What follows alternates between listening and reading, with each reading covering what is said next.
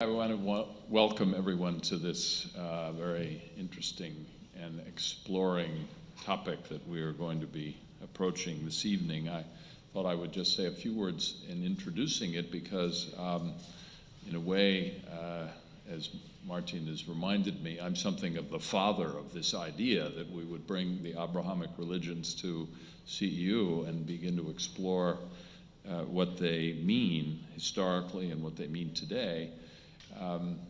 I've always been fascinated. I was a young historian who decided to go in a different direction, and I went into the law and into history and into international relations. But before I lost academic contact with history and then refound it when I came to CEU, I was particularly interested in what I called the clash of different civilizations. And I began to develop theories which are very superficial and have been brought forth further by others in much greater depth about how certain religions are the source of conflict, even though they may have very common roots.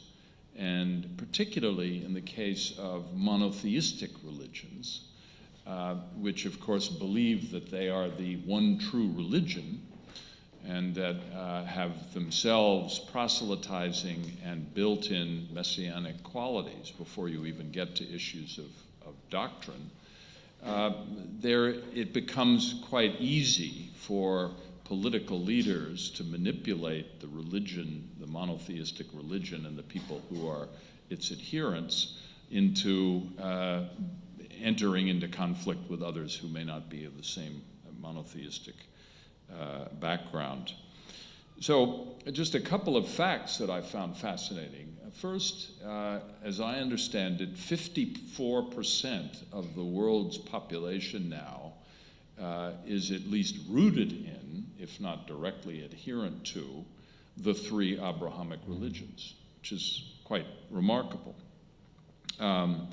They are, of course, all rooted themselves in one original source. To varying degrees, they adhere to that, and that is Abraham, the biblical Abraham in Judaism, who is, in fact, the father of Judaism. Certainly his son Isaac is seen as the father of the Israelites.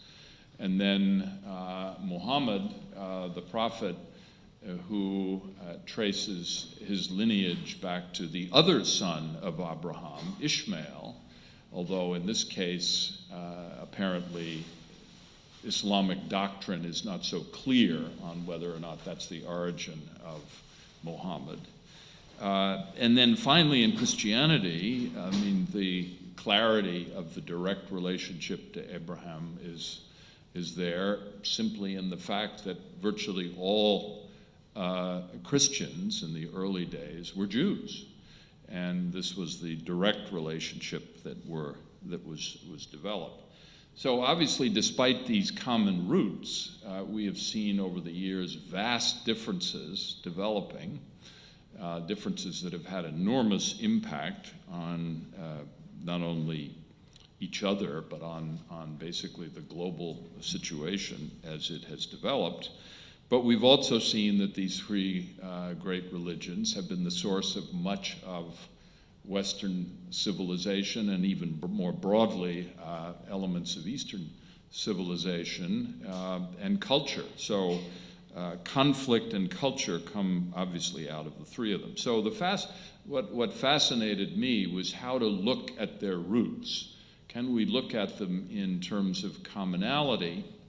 Or, in fact, is the conflict that I've just described inevitably built in, either doctrinally because they're monotheistic religions, or because there are other elements that are more aggressive, each toward the other religion?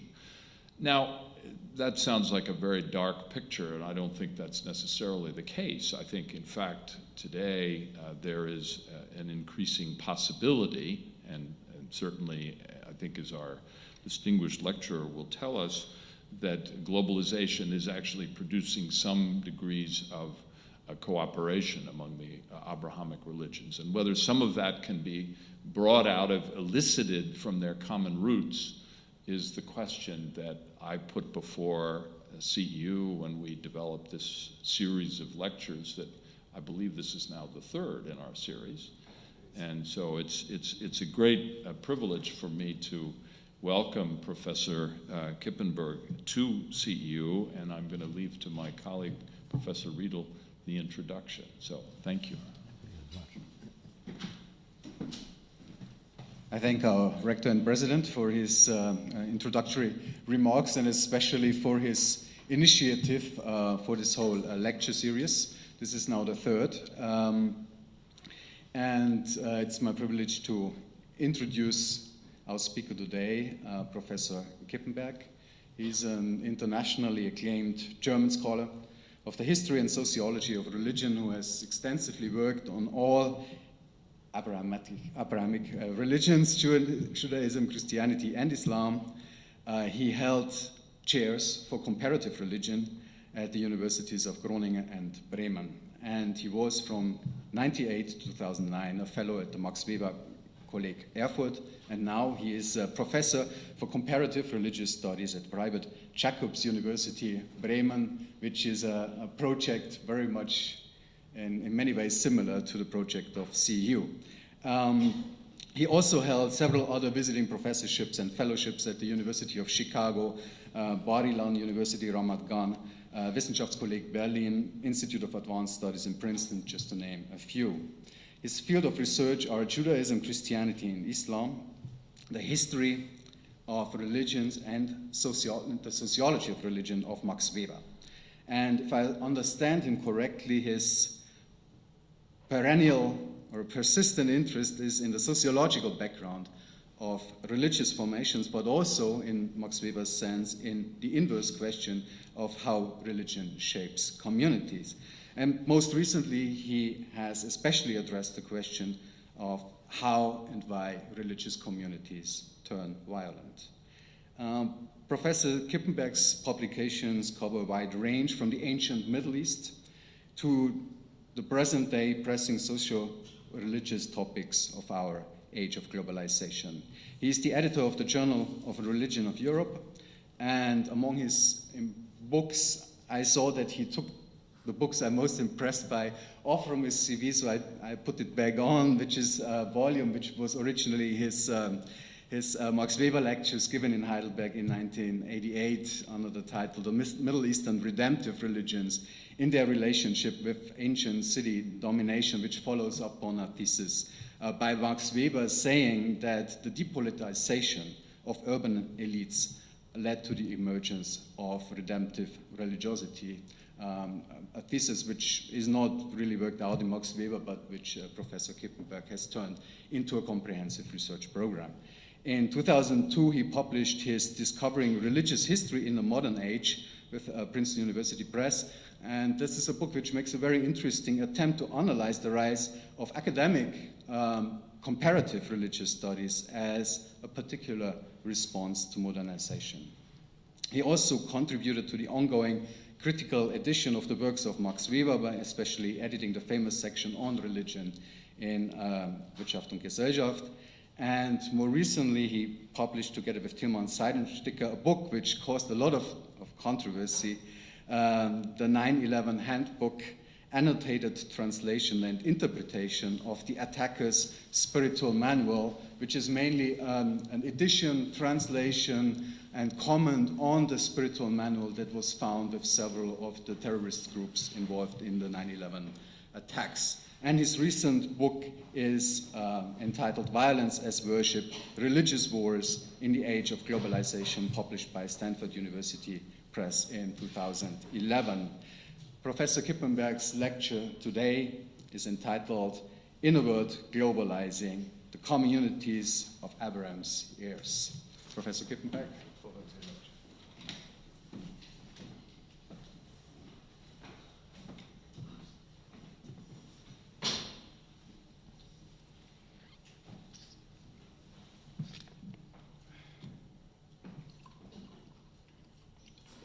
Yeah, thank you very much for inviting me. I'm really glad to be here. When I received that invitation, immediately I answer, yes, I would like to come. I know this institution, and there's a lot of connection between the place where I'm now working or once worked and this institution, and therefore I'm really glad to be here in particular because never before I visited Budapest. Wow, therefore I'm staying long. So I am asked to address the issue of Abrahamic religions. And this is my lecture. I first will issue the spread of religious communities in today's globalizing world and the concept of secularization. That's my first part.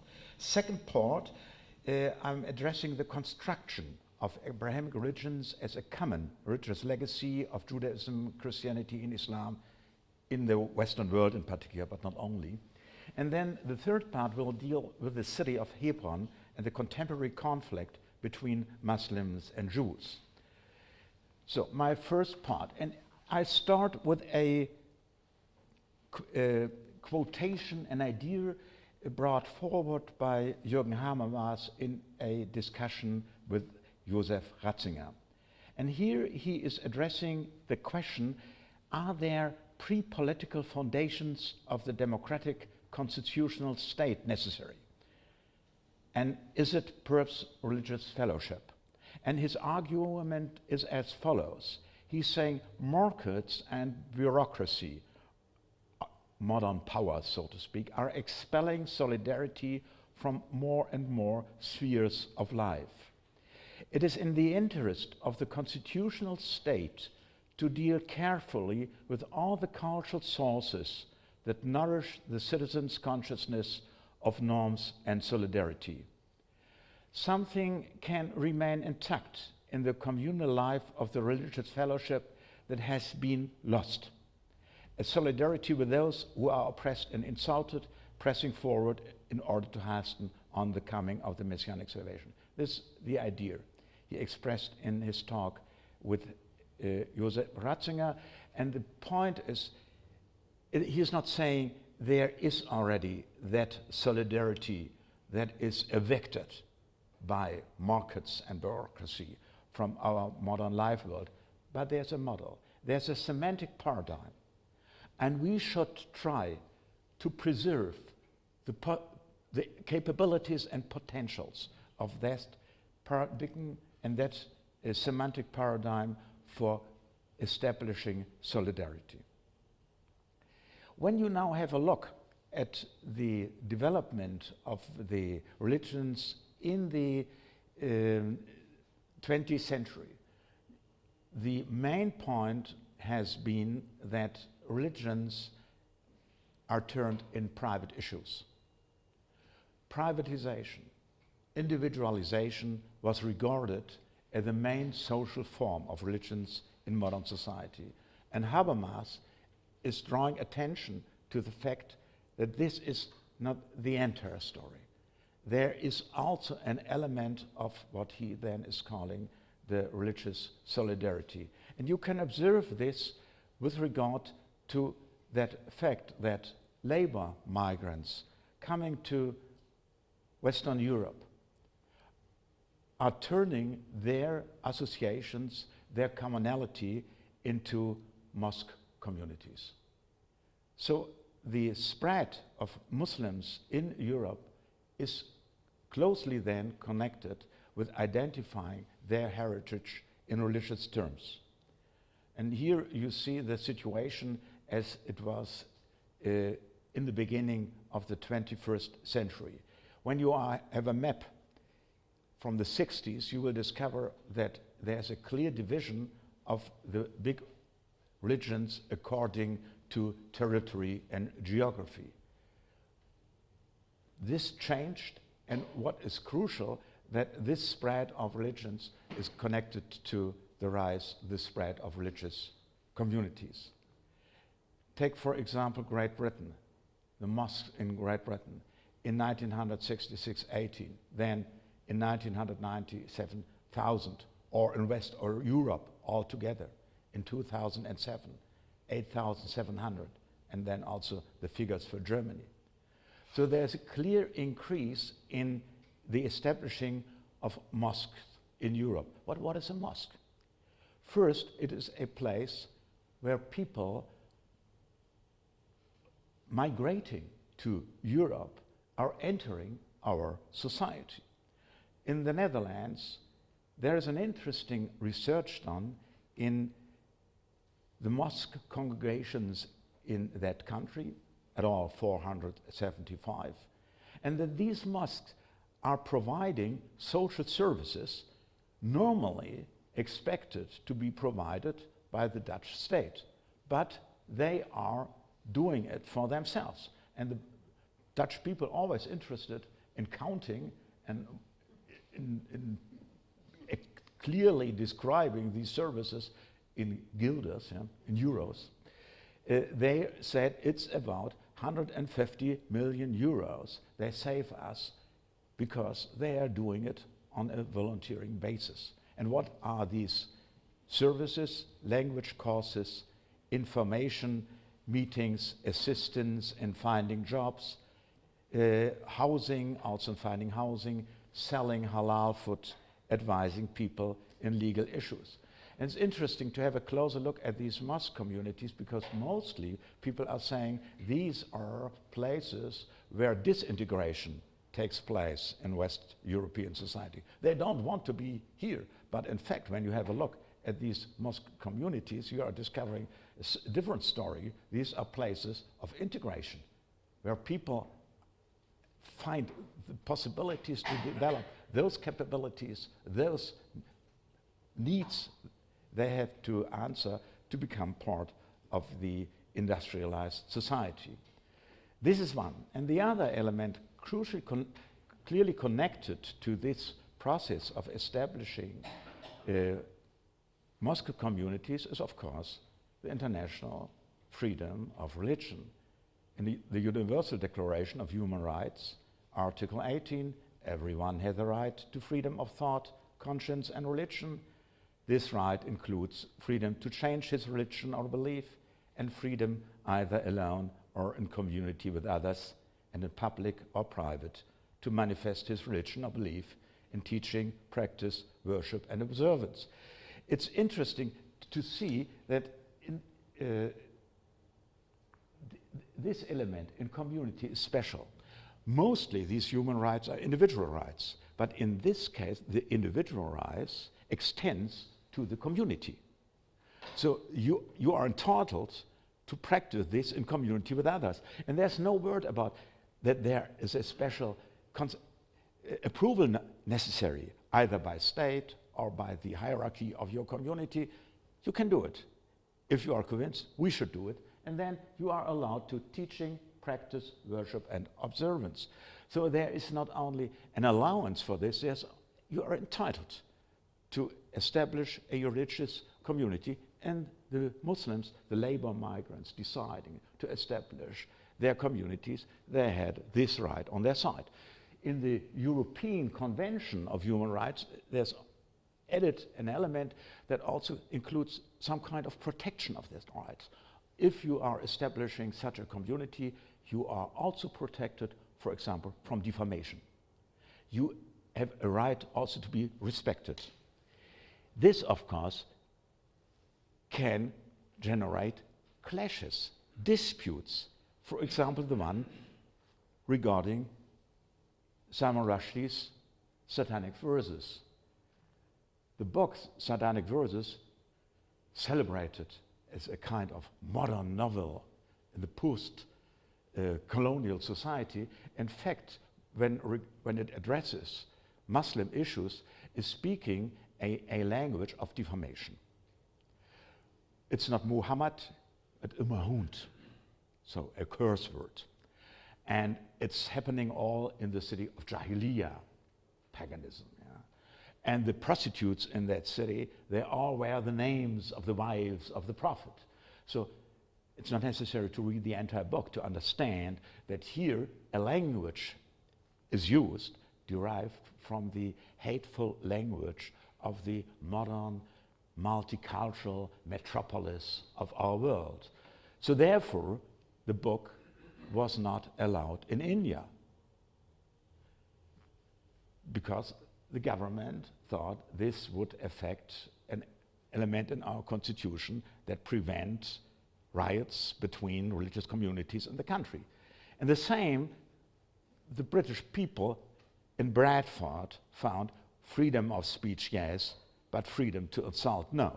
And isn't there a blasphemy law in the law of the United Kingdom? There is. And so they brought the publisher to court in London, hearing that this is not applicable, the blasphemy law, because it is only reserved for Christians. So the next step, they went to Strasbourg, and Strasbourg applied the European Convention on Human Rights, saying this right of religious freedom is restricted with regard to the laws of a country and to democracy. But this is in England only protecting Christianity. And what's interesting is that now in Great Britain started a debate about the blasphemy law. And very intriguing dispute, and at the end there was the decision, we abolish the blasphemy law, and they did it, and we replace it by a law prohibiting hate speech, religious hate speech. So it's, you see, there is an element included in this return of religious communities, in particular with Islam, that of course affects our own society. And therefore, the entire issue of secularization comes up in this context. And there is an author, José Casanova, who made a proposal for revise the entire concept by saying the concept of secularization consists of three independent propositions. And let us have a look at them independently. And first, the assumption that there is a decline of religion in modern society. And the answer is there is no decline of religious beliefs in modern society and modern culture. Grace Davy makes the same point. Believing without belonging. You can't count belonging to come to the conclusion in how far people are religiously convicted. The second point is there is a differentiation of secular and religious domains. Secular spheres as education, law, economy, politics, they are becoming independent from religion. Religions, on the other side, are of course now deprived from state support, and their social form are voluntary associations. So when they are continuing in their existence in a communal form, then this is the proper form in the secularized industrial Western society. And the third point is that privatization of belief, and there is that privatization, entails deprivatization.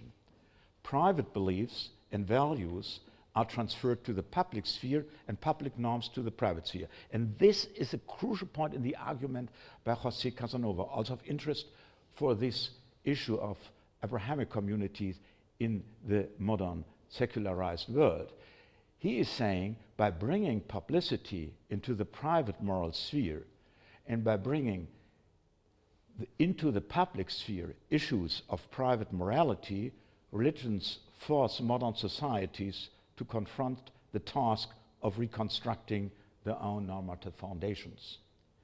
He's arguing this in this book, Public Religions in the Modern World. And the example, the case, Great Britain, is exactly that. Yeah? You are requiring something as a believer, as a member of a community, and your experience is this case of a protection only reserved for Christianity. And now the English society has to start a debate about what's our foundation. And the answer in this regard was, we have to change the law. So this is the situation you may say from these migrating religious communities in a world globalizing. And you can bring this into a draft at the center, the constitutional state, with these internal dynamics, first in the direction of privatization, socialization of public tasks, and on the other side of internationalization with laws, possibilities of acting that are covered and protected by international law. And when you are introducing into this scheme religious communities today, it looks as follows, that there are these well-known local religious congregations, but there are also now these cultures we call enclave cultures, parallel societies, or other notions, at the mosque community, where all those services given, provided by a state, are generated by the members, as far as is possible, of course. And then, in addition, there is the transnational religion. Also, these religions, they are not really part of the constitutional state as it is developed in its history. They are new, and they are entertaining relations to groups, to authorities outside the nation state that is not really controllable by the constitutional nation state. That is the element of these security problem, which is connected with these transnational kinds of religion, and in particular Muslims are belonging to that, but Christianity as well, and Judaism not a different case. So this was my first part, the religious communities in the world globalizing. To be clear to you, there are much more kinds of social relations based on religion than the ones we know from recent times. There's a tremendous development going on. Now the second part, the category Abrahamic religions. Of course, Judaism, Christianity, Islam, they all know Abraham or Ibrahim. But the construction that this is a common denominator of some interest is an issue of the 20th century. And this is very nicely studied in this book, Huff's Abrahamic Religions on the Use and Abuses of History, appeared last year ago. And he is arguing as follows. He's saying the category, when we have a look at the category, it came up in the 60s, in the 50s and in the 60s. When people, Western people in particular, people living in societies on a process of secularizing, when people looked for a common religious ground in the fight against secularism, where are the sources for morality, for ethics, if we are living in a society in which morality and ethics is becoming part of subjective decisions? Here are the sources. Abraham at the common origin of the three monotheisms. This is the common denominator also of course, mobilizing religious communities, churches, synagogues, mosques against spreading secularism. And then the second version after 9/11. And now the category carried the expectation of a peaceful relation among the three religions. And this at a time when these relations were perceived as hostile. It's a category coming up in a situation when exactly that, what it says, is anymore evident and for everybody existing. And then also in this context, academic books, conferences, endowed chairs in Oxford recently, chair for Abrahamic Religions, Guy Strumsa is appointed on the chair. They are today devoted to the so-called Abrahamic religions. And this lecture series as well belongs to this phenomenon, yeah? And touted as a symbol of a religious commonality, Abraham can just as easily function as one of division and exclusivity. Exactly what you said, yeah? That's part of his argument. So therefore, it's necessary to have a closer look at the entire category and the way, what is it discovering? When you are addressing Abrahamic religions, the first book trying to do this was by Francis Peters. The Children of Abraham, already published in the 80s, in 1989, and then rewritten, not a updated version, rewritten in 2004. Very interesting. And because 9/11 was in between, a completely different relation between these religions with such a clear common denominator. And then with a preface, a well-known scholar, John Esposito, saying, and despite close family resemblances, and you see them, monotheism, promise of land, chosen people, community, ethics and law, sacred scriptures, world religion, theology. It's a tremendous amount of similarities between these different religions. But then, Esposito, despite close family resemblances, relations between Judaism, Christianity and Islam have been characterized by tension, conflicts and persecution. Exactly that point. Yeah. We are experiencing both at the very same time. We are discovering the similarities and we are discovering the divisions and the conflict. And when you're now going back to the crucial elements of this Abrahamic religion, it starts with a migrant. Religion, all three religions, they are not confined to a certain territory. Heinrich Heine is speaking about Judaism as portable homeland because it has a Torah, the scroll. The scroll makes it is a portable homeland. Where there is a scroll, the Bible, there you can have Judaism. And the same holds true for Christianity and for Islam. So at the very beginning, the divine promise to Abraham, go from your country, your people, and your father's household to the land I will show you. In receiving these words, he lived in Mesopotamia, not in Palestine. So, and you heard this word, there you will get the land, there you will have a huge progeny. And he trusted the word of God. He went there, giving up all he had in Mesopotamia. So Abraham went, as the Lord has told him, and got land and a huge progeny. But the history didn't end in Palestine. In between these words of the promise, there is one element that deserves special attention. It is said, after go from your country, your people, and when you are doing this, I will make you into a great nation, and I will bless you.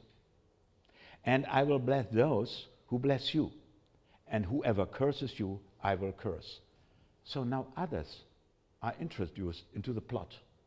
Not only Abraham with the promise, also others.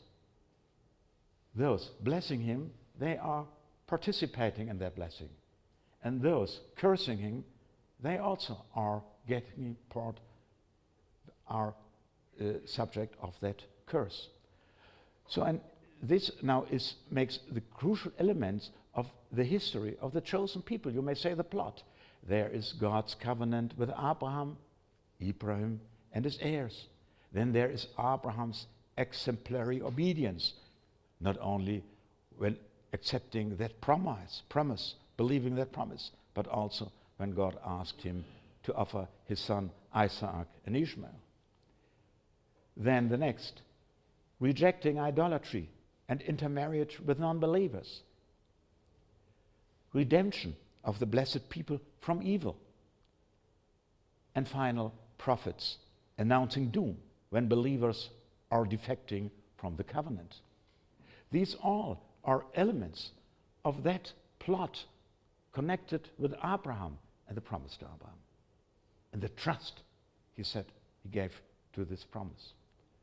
And with regard to what is called the legacy of monotheism, it is, of course, a crucial element in that story that the Israelites lay claim to the land not because they were born in it, entitled to it, but because God has promised it to them.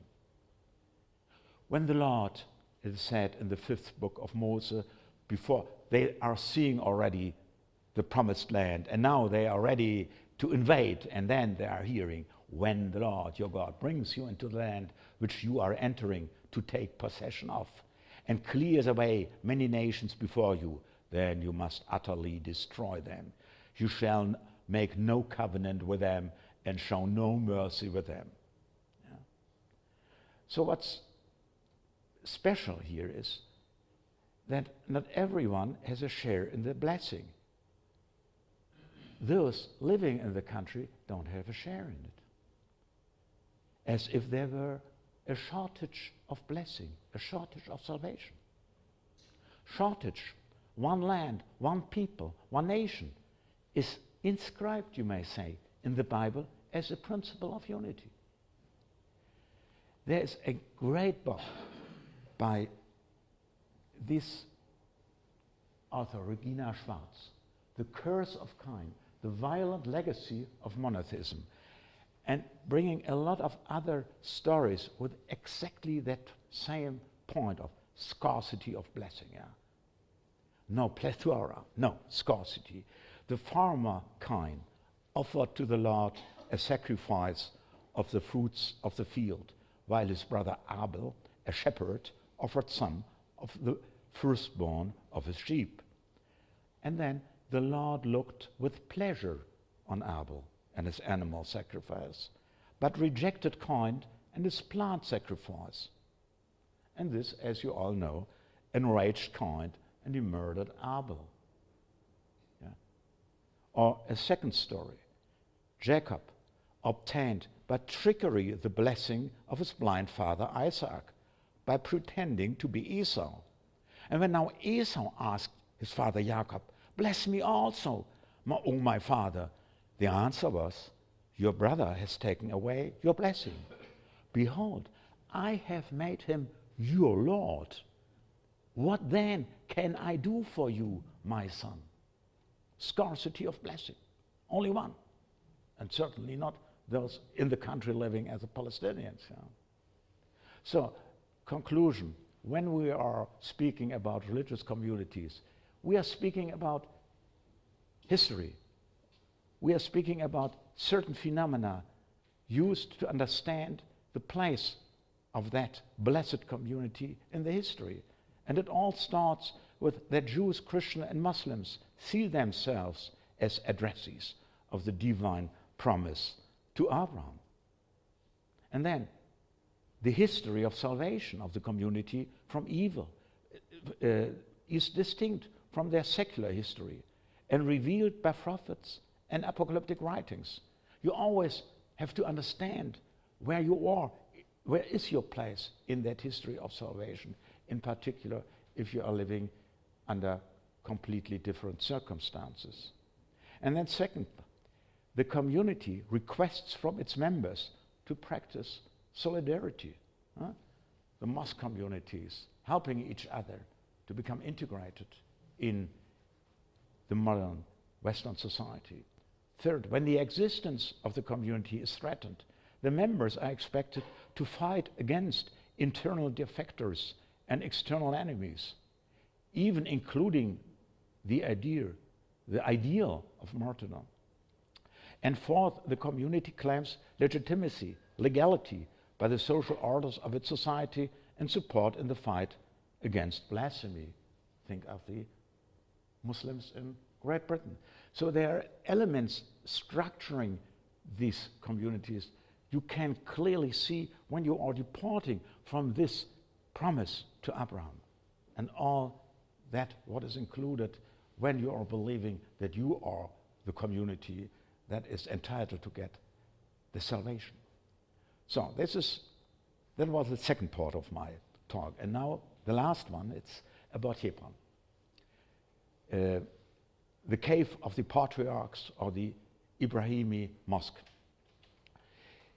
It is in Arabic al-Khalil that derives from the Quranic epithet of Abraham, Khalil al-Rahman, the beloved of the merciful, or friend of God. And it translates these friends of God exactly the ancient Hebrew toponym Hebron, understood as Chaber, friend of God. This is the city of the friend of God. And here is the tomb of Abraham and his wives and a couple of his families. And when you now are looking at the history, at the recent history of that city, you will encounter somebody who may be called correctly as a contemporary prophet. We all believe that we are not living in times of prophecy anymore, but it's wrong. Here is one. And with an impact on modern history, you will realize in a moment. We are seeing here Tzvi Yehuda Koch.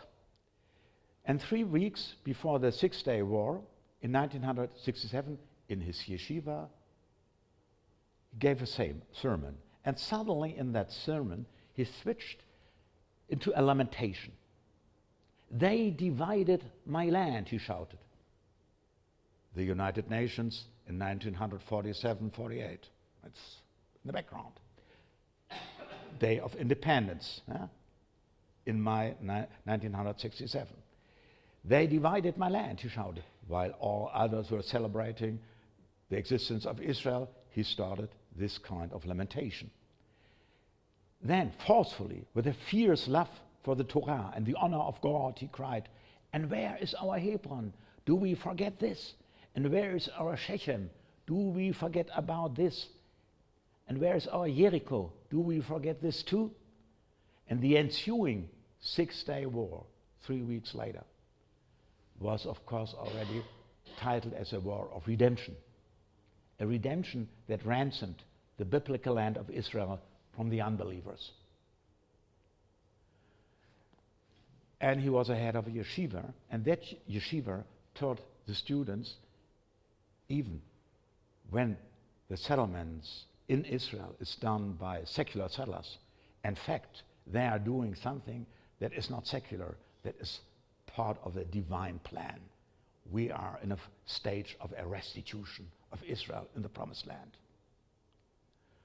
This was a way to integrate secular understanding of what was going on in Israel into a religious framework of interpretation. And the next step, of course, was that followers in his school and followers from himself formed Gush Emunim, the block of the faithful, and they spoke a language that legitimized settlements in the occupied territories. Occupied territories, that's, I should write them in quotation marks, it's a legal term. It has to do with the international right regarding territories conquered by states and administered under martial law.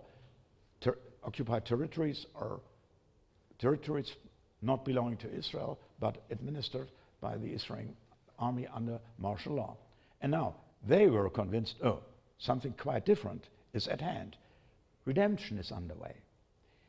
Eretz Yisrael is holy and cannot be shared with the Gentiles. And there is an inherent link between settlement of the Holy Land and hastening the coming of the Messiah. And finally, of course, international law doesn't apply. So this is Gush Emunim. And then this was the situation in 1967. You see the green line, the armistice line from 1949. And now what happened in this region, it is the target of settlement in a relative sense. We are restituting Israel in its entirety. And when you are going years later, you are discovering that the entire territory now dedicated to a Palestinian state is full of Jewish settlements. It's a little bit the Balkan, so to speak, intentionally produced after the Likud government came to power in Israel after 1978. So these black points are all these Jewish settlements, and they are today 250, with 500,000 Israeli citizens living there, and with all these settlements, they are not Palestinian territory, they are belonging legally to Israel. Yeah? And they are connected with Israel by roads reserved for the Israelis. So there are a lot to say about this, but one word I would like to add. You also can say this creates a problem for Israel. And the problem is, when you are saying this is biblical land, and we want a Jewish state in the biblical land, then you can't be any more a democracy. Because there are millions of Arabs living there, more than Israeli citizens in Israel then. Or you want to be a Jewish state, then you are not a democracy. That's a crucial problem for Israel. It's not only a problem for the international community, there's an internal problem rising in Israel. Yeah. So this is a situation on the ground. Abrahamic religion, you can't share the blessing. Yeah. That's a crucial background. And then the figures regarding the settlement, I leave this out. And now let's have a look from the other side. You can have also a chart, a map, from the side of the Palestinians. And then you see all these green territories are Palestinian ones in 1946. And when you are going the years, 1947, after the first war between Palestinians or Arabs and Israel, and then to 1967, you see it becomes smaller and smaller parts, and this is a situation principle of today. And that's a background that there's a very interesting discussion among Palestinians about a two-state solution. And the discussion among Palestinians is there will never be a state which can answer the elementary requirement for living in it. So what we want is one state with a constitution giving all people and all communities in that state equal rights. It's very interesting to see this upcoming. The rector of the Arab University in East Jerusalem, Musari, wrote a book about this with arguments. So there will also be, it's not only an issue of the side of those responsible for occupation, it's also an issue on the other side that the situation are changing. And you can't control the change of the situation. You may be perhaps try to uphold a certain situation with all the military means you have. But the development that ensues is not controllable anymore. So this is the Palestinian side, and now also what happened now with regard to Hebron. It's so interesting to have a closer look at Hebron. This is Hebron, the battle for the blessed land, the promised land. Huh? The Oslo Accords allocated to the Palestinian Authority, established in Ramallah, dozens of semi-autonomous enclaves called Area B, civil Palestinian control, Israeli security control, both. No? And Hebron city, with 130,000 Palestinian inhabitants, surrounded by Area C, and this is full Israeli control with settlements, bypass roads, and checkpoints. And in 1997, Israel divided the city itself in two zones. 90,000 of the city's inhabitants came under Palestinian jurisdiction, whereas 40,000 Palestinians remained under direct Israeli occupation for the sake of about 450 Israeli settlers living in the center of Hebron. You see, ongoing history. Yeah? And what you are still seeing, there are crucial elements in the ideas, the understanding, and the definition of the situation derived from religious history, and certainly not from modern legal thinking. Yeah? And now two conflicts, clear.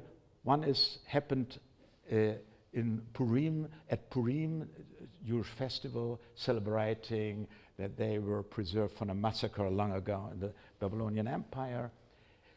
In 1994, an American doctor, Dr. Baruch Goldstein, approached the building. You remember, it's now part of 2 places of veneration in it, for the Muslims and for the Jews.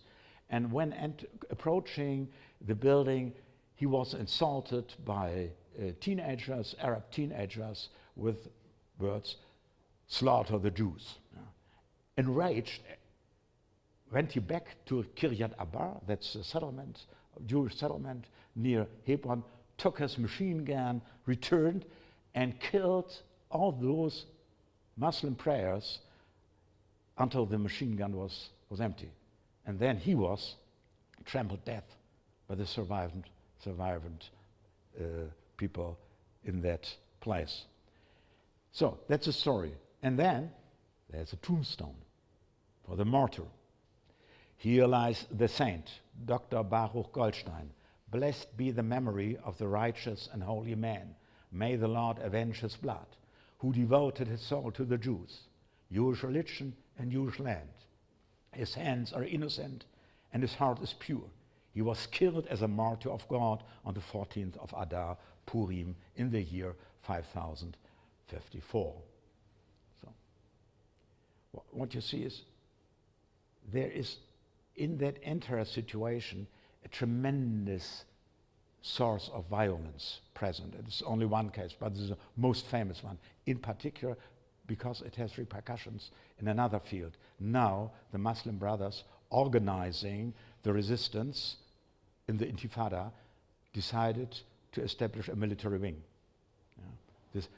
The self-killing brigades, self-martyrdom operation brigades were erected to that. And then the other one is the assassination of the Prime Minister Rabin 1 year later, Oslo process. For religious settlers, exchanging land for peace in the Oslo Accords is tantamount to apostasy. To vote to return the land is equivalent to declaring your brother to be a thief. It's not your land. You do not believe anymore in the promise. And a rabbinical tradition was circulated: anyone who delivered Jews to this fate or persecuted them must be killed if necessary. And a Talmudic student at Bar Ilan University, Yigal Amir, considered himself authorized to take action by the rabbinical statement and murdered the prime minister in 1995 during a peace rally in Tel Aviv. So this is on the side of the Jewish side. And now let's very briefly also look at the other side. There's the same idea coming up of the promised land. We can't share with others. The Islamic resistance movement, Harakat al-Mukawama al-Islamiyya, it's from the Muslim Brothers, an organization established to coordinate the Intifada. In its first communique in December 1987, speaks about border fighters defending Islamic territory against external foes. What we see is civil obedience as we know it from the United States. Young teenagers throwing stones against an occupation army. And now this is interpreted also in religious terms. And because there were people killed, these are, of course, martyrs. And then in that leaflet, that very first leaflet, that settlers must be made to realize that the Palestinian people knows the path of paradise, the path of sacrifice and martyrdom, and that it is generous in this regard. Clear threat to Israeli settlers.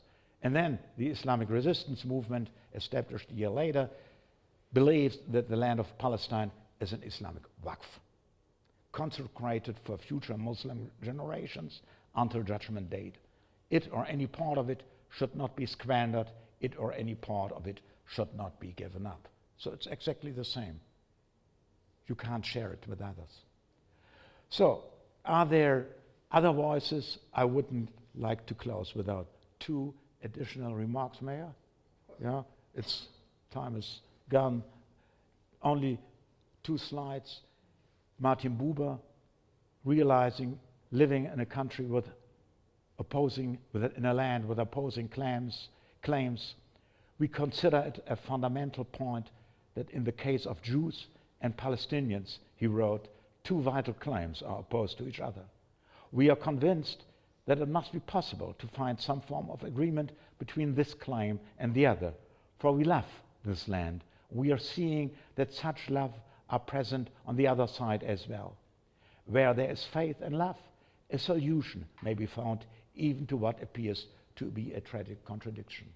So Buber, 1 land, 2 nations, a Jewish interpretation of the situation of Jewish settlements and Palestinian villages in the same country. And then, most recently, today, Ta'ayush, a grassroots nonviolent organization established in 2000 by a group of Palestinians and Jewish citizens of Israel. A grassroots movement of Arabs and Jews working to break down the walls of racism and segregation by constructing a true Jewish partnership, Arab-Jewish partnership.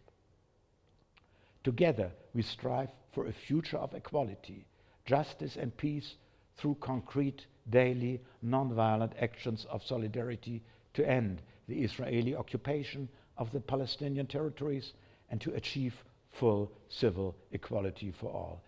That's not showing up in our newspaper reports, that there are these grassroots movements consisting of citizens of Israel and Palestinians and trying to prevent settlers to demolish the meadows of Bedouins, Arab Bedouins, to destroy the caves they are living in.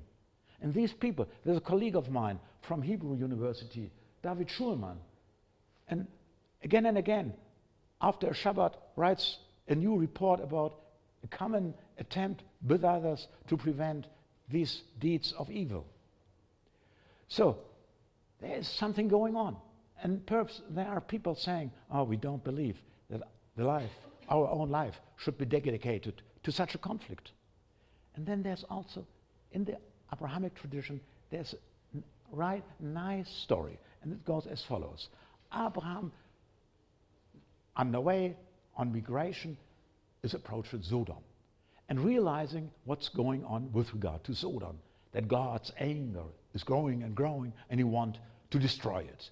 And now Abraham started arguing with God and saying, you can't do that if there are still people that are right and just in the city. And now the command of God regarding this intervention of Abraham for other people, not Jewish people, but righteous people that do not deserve destruction. I have chosen Abraham so that he will direct his children and his household after him to keep the way of the Lord by doing what is right and just, so that the Lord will bring about for Abraham what he has promised him. So Abraham is the one who is fighting for justice and not in terms of a scarcity of blessing. Thank you.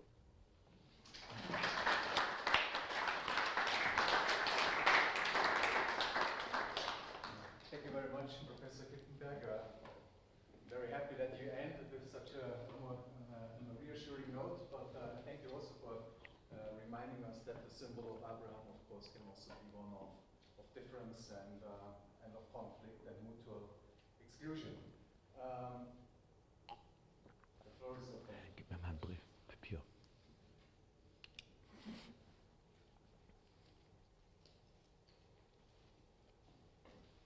No. Yeah. Thank you.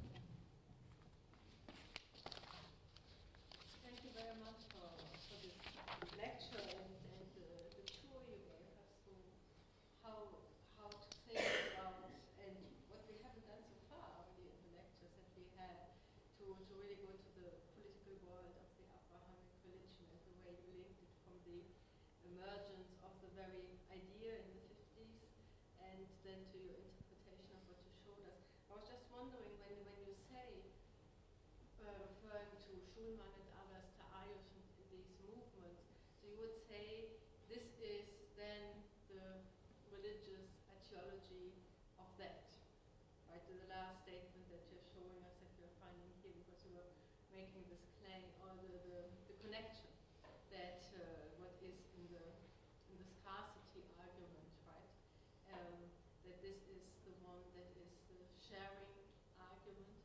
It is just there that without acknowledging it, but there is this religious fundament on which they work. Look, the issue of religions, traditions today in this secularized world is there is no accepted authority in the past that is informing belief today. We are those who are validating, subscribing to certain traditions in the past. It's this, in this regard, the authority is not with the tradition, the authority is with us.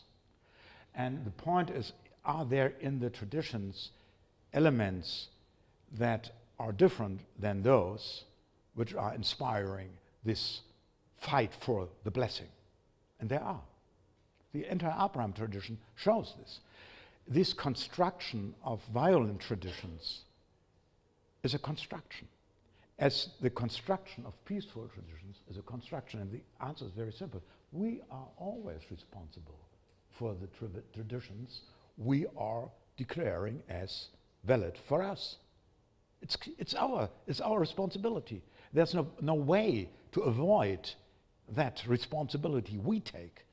But it's crucial to understand that there are in the Bible, with regard to this Abrahamic traditions, also those who are allowing for a vision like Buber or the grassroots movements. It's the justice and not only the blessing which is reserved for us and our progeny. So that's my answer. It's a new kind of arguing with religion necessary.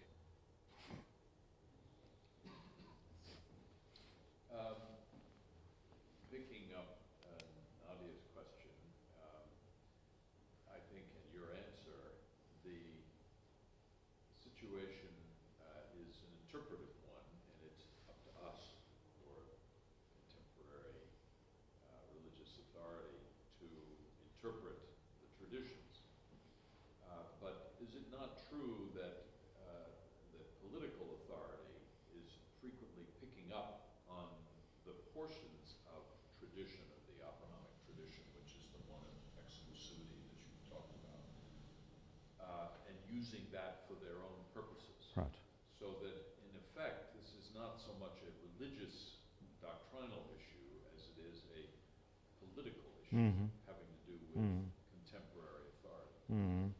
But then the issue of responsibility comes back in a different manner.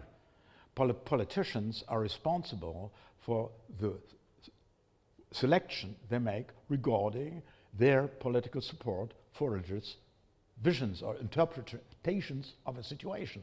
When Sharon decided in 1978, the settlement movement, Gush Emunim, that's wonderful, we supported to prevent any future division of Palestine in two different states, that was the background, then he is responsible for that. But it's indeed something that is the issue of responsibility of politicians is coming back. Therefore, it's necessary that in the religious field there is more awareness for these different options, that it's not evident that the Bible is in favor only of this understanding of blessing and justice. There are other possible understandings available in the tradition. And the grassroots movements, Tayyush, for example, with this idea of coexistence of Jews and non-Jews, they are also tapping on that source, religious source,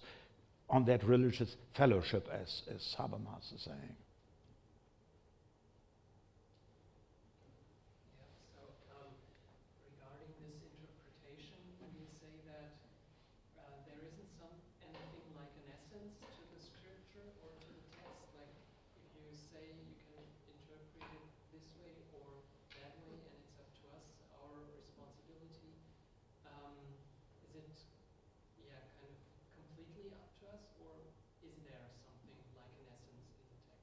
Like in? An essence, like one message. Is there an inclination towards one side of the interpretation No, they are not completely equal. Take, for example, this citation from the fifth book of Moses. You are not allowed to make a covenant with the Goyim, with the non-Jews. Yeah? It's clear as what. But when you have a look at the Jewish history, there are again and again cases where Jews make contracts with pagans. Most famous one, the Maccabean War. The Maccabean War against Seleucid rulers who turned Jerusalem into a pagan temple. Zeus Olympus. Unbelievable for Jews, yeah. Then, of course, insurgents, resistance. And the Maccabees were looking, who is the enemy of my enemy? And the enemy of his enemy? The Romans. Going to Rome, making a contract with him.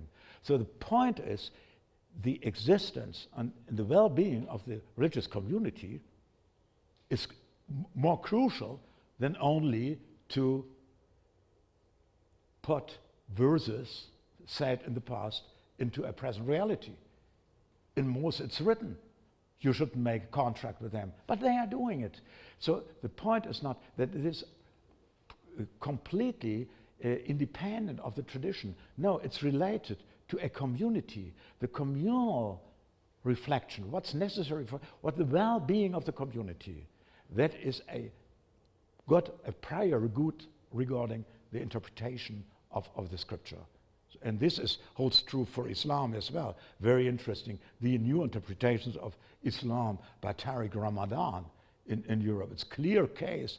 They are reformulating their traditions in terms of the well-being of the Muslim citizens in Europe. So I would answer that way. There are these differences, these contradictions in the scriptures, and there are much more. But the validity is given in terms of a situation of the community of the believers, at least in this field. Yeah. I see so many more questions. I please ask all of you to ask short questions. If possible, you start this. Thank you for this wonderful presentation, Professor. Just one question. From the very onset of the Zionist movement, there were several conflicting views of Palestine and the Holy Land and how to occupy it, what is our part. My question is there any reason for you to choose the most far-right view of within the Zionist movement, that is the Bush Emunim? Even the Israelis are many, 80% are against this kind of approach. I wonder if you had any special approach to this question in order to present the Israeli view through the Bush Emunim. That was my short question. Yeah, it is difficult to answer for me, to be honest. Yeah, I choose this because I'm interested in a conflict that was in the beginning a conflict between a state of Israel, and its Arab neighbors, and it turned into a religious conflict, into a conflict between religious communities. And this turn implied also that in Israel itself there were new kinds of conflicts. Take these assassination of Rabin, but there are much more. So this kind of turning a tradition into a violent one it creates new conflicts in turn in these communities. This is one element why I was interested in it. And the other one I was interested in, are interested in it, because the idea of those who are blessing, those with a promise, and those who are cursing are cursed. This is the background of the American policy in the Bush government against Israel. So they want to be blessed because they support the restitution of Israel in its territory, in its biblical territory.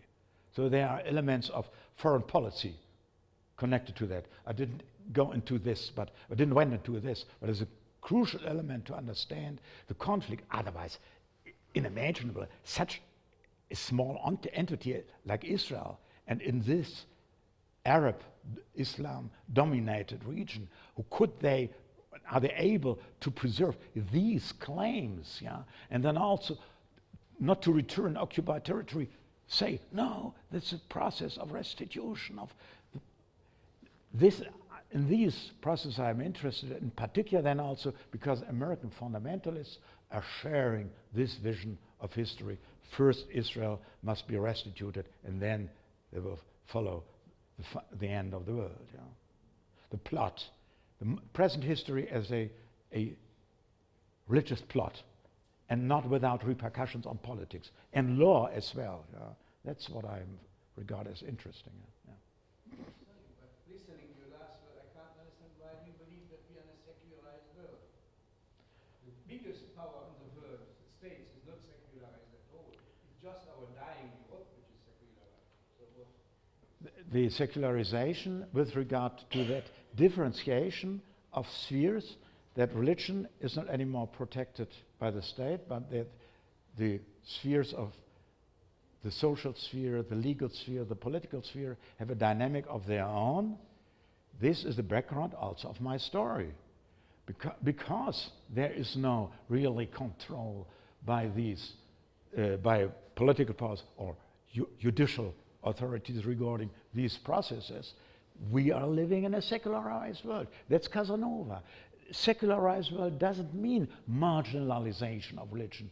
It means religions in form of private associations in the public sphere, coming with their claims, and then looking for those who are supporting them. And then, indeed, politicians are crucial in that process, but they are constituting a kind of social power. That's crucial.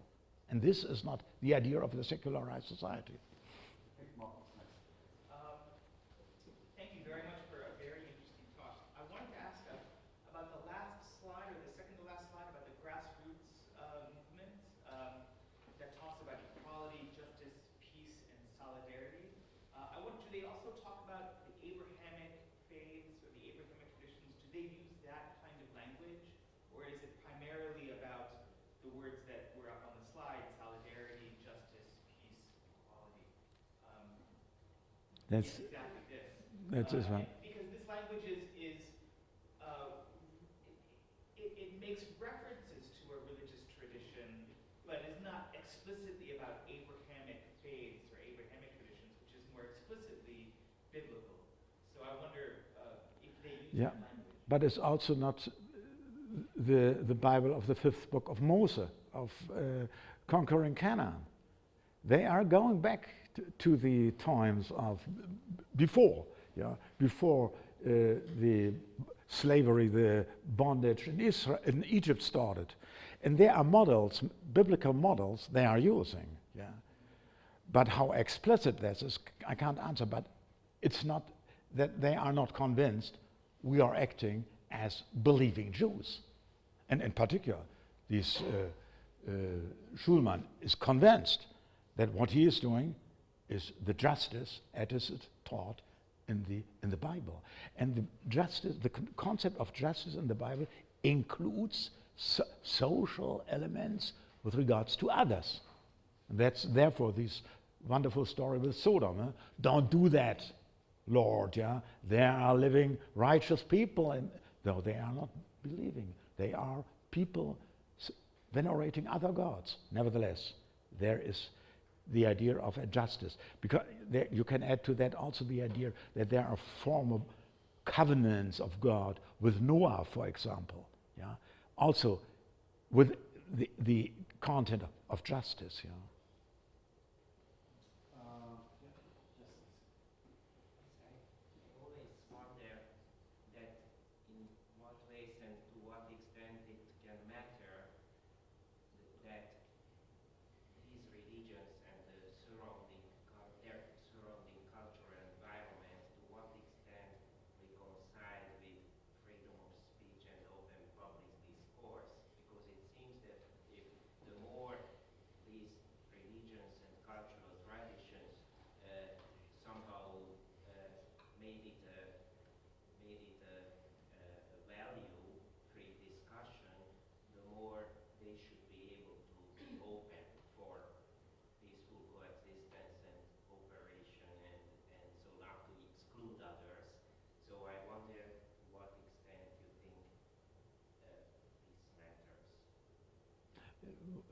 what exact is the question? Maybe I couldn't put it clear enough. What I would say, look, when I am starting emphasizing that conflict in the Abrahamic construct or the construct of Abrahamic traditions, you also could start a story with Abrahamic communities establishing peace. Yeah, that's very interesting.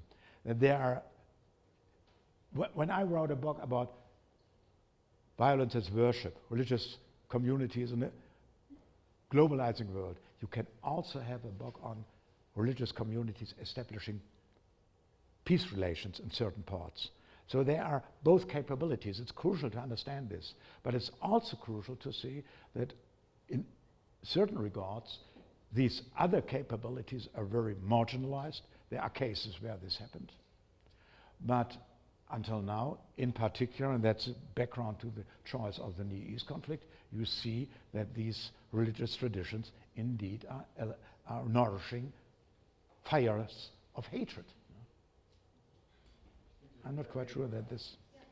So I don't have a well-formulated question, but I would love to hear your comments about something, maybe if you have any ideas about where we're going in the future. So the religion as a source of unity seems like very exclusionary in nature. And, you know, those of us who went to Israel, we sense in the air that there is a very strong sense of unity that is based on this struggle with the Palestinians. And I don't think Israel is an exception in that sense. And we see, for example, in Hungary or also in Russia that the state does co-opt religion. And we see it in textbooks now, we see it in schools too, that the idea of nationhood, as it is reconstructed now, the idea of who's a citizen, is very much, you know, considering aspects like ethnicity and religion. And it is exclusionary. You know, if you are the religion that we want you to be, then you're part of our nation. If you're not, then you can't belong to this country. So I agree with an earlier comment that I don't see, you know, this part of the world as secular, because even though it is not proclaimed as being unsecular, yet we see, you know, in state institutions like the school, where we learn to socialize, where we learn to be a citizen, very strong components of religiosity. So I'm curious, where do you see this going in Israel or maybe more globally? Well, I would say, with a frank answer, I guess, with regard to the solution blasphemy issue in Great Britain, I see that most states, nation states, are obliged to reflect on the foundations of these states, also in terms of religious communities, equality of religions in these states. And with regard to the Near East conflict, I'm convinced one day there will be people in Palestine and in Israel saying, stop with this crazy conflict. I don't like to invest more my own life in this future. And then perhaps thinking of South Africa, the apartheid in the 80s. All people were convinced this is the belief, this they will defend, and there will be these Bantustans for the black people. And suddenly it was gone, yeah? And perhaps also in Eastern Europe, so many years people were believing in this ideology, and suddenly there's a generation saying, I don't believe it anymore. And I can imagine this kind of secularization, I indeed can imagine as a possibility. Hopefully. I'd like to come back to this point about the interpretation. Yeah. Because if I get it right, you're saying that the solution to religious conflicts is that the people have to understand that religion is a construction, religious belief is a construction. But now for people, not just fundamentalists, but for normal people believing in a religion, there's a threat in this kind of thinking, which is that they are losing the essence of the religion. They are losing, in fact, what makes the substance of the religion. So they are fearing skepticism. And I'm wondering if one doesn't need, if one needs something which is between dogmatism on the one side, because dogmatism indeed will lead to the struggle, and on the other side skepticism, which would just destroy religion. Because, for example, for a Christian, if you're going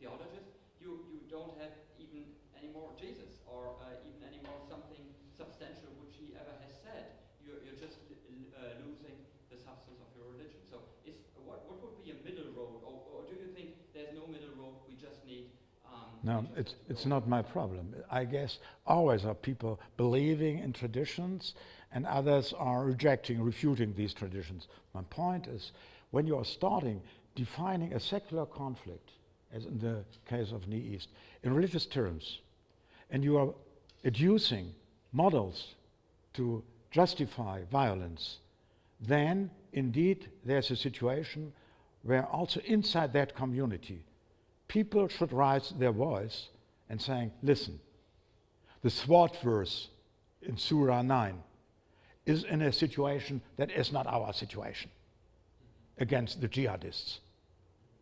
Or in other you can adduce other cases.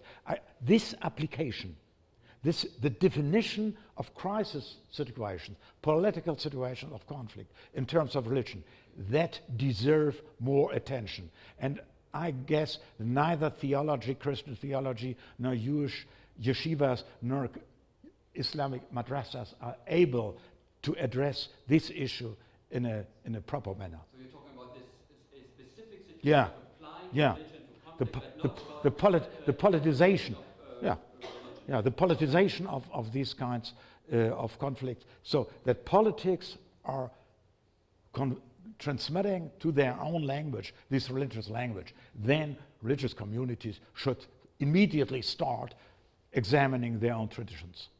Yeah, that's my point. If I can, isn't there then one special issue that the Jewish and the Islamic religions are quite political religions because in their religion the laws which are governing the relations between the people are fundamental in difference to the Christian belief. I mean, aren't they political by essence? No, I don't believe that. But you are opening a new chapter, I know. my dear. I guess the time is gone. I enjoyed it very much staying with you. Let me show you my last slide saying thanks to you. Thanks for your attention. Thank you. Please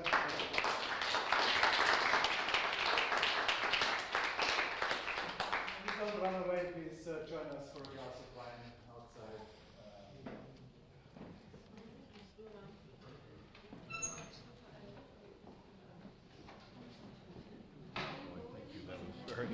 Very stimulating. Yeah.